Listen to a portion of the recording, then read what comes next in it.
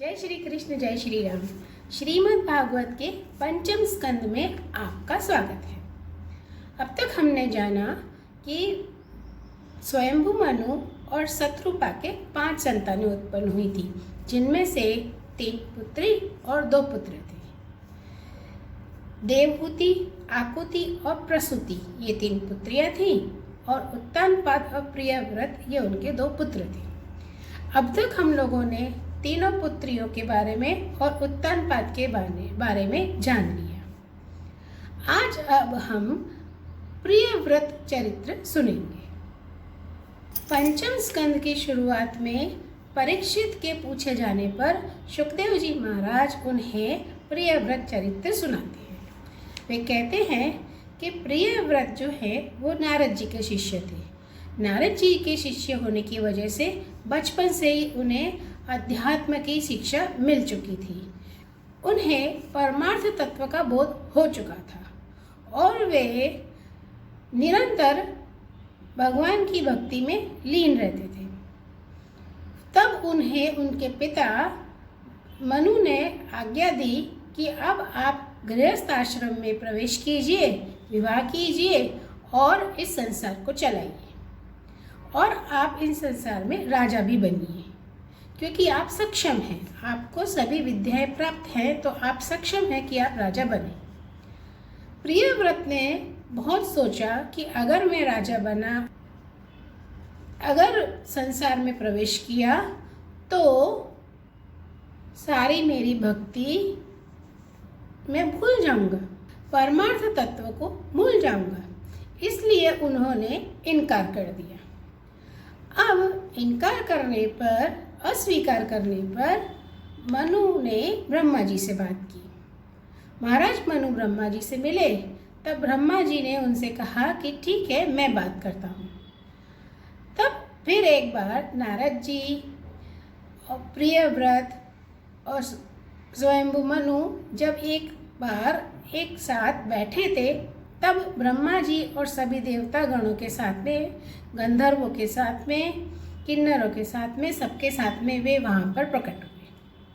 ब्रह्मा जी ने प्रियव्रत को उपदेश दिया और उन्हें समझाया कि विवाह करना, गृहस्थ आश्रम में प्रवेश करना ये सभी का कर्तव्य है।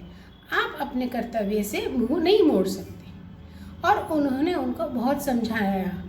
बहुत ज़्यादा समझाने पर प्रियव्रत ने कहा, मन में सोचा कि मैं क्योंकि बहुत छोटा हूँ तो मुझे इनकी आज्ञा का पालन करना चाहिए। तब फिर उन्होंने उनसे कहा कि ठीक है, ब्रह्मा जी से कहा कि ठीक है, मैं तैयार हूँ। जब प्रियव्रत ने ये कहा कि मैं तैयार हूँ तो महाराज मनु बहुत खुश हुए और प्रियव्रत ने फिर पूरा राज्य शासन संभालना शुरू किया।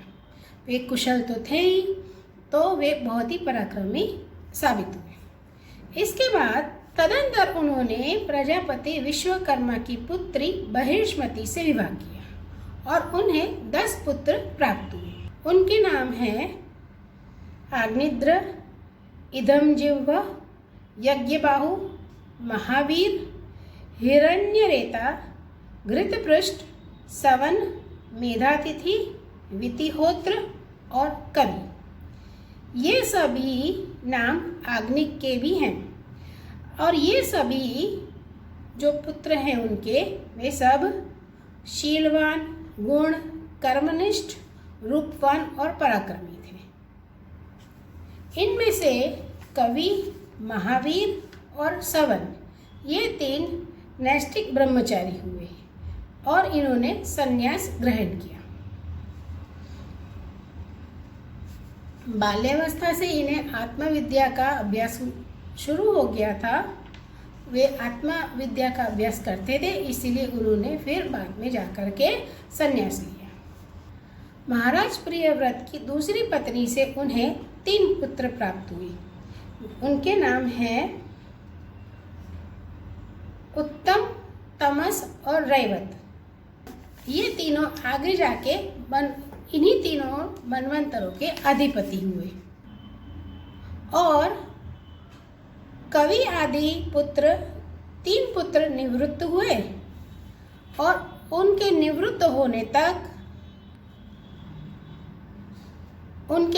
होने तक राजा प्रियव्रत ने 11 अर्बुद वर्षों तक राज किया, पृथ्वी पर शासन किया। प्रियव्रत राजा शासन करते रहे, उन्होंने बहुत लंबे समय तक शासन किया था।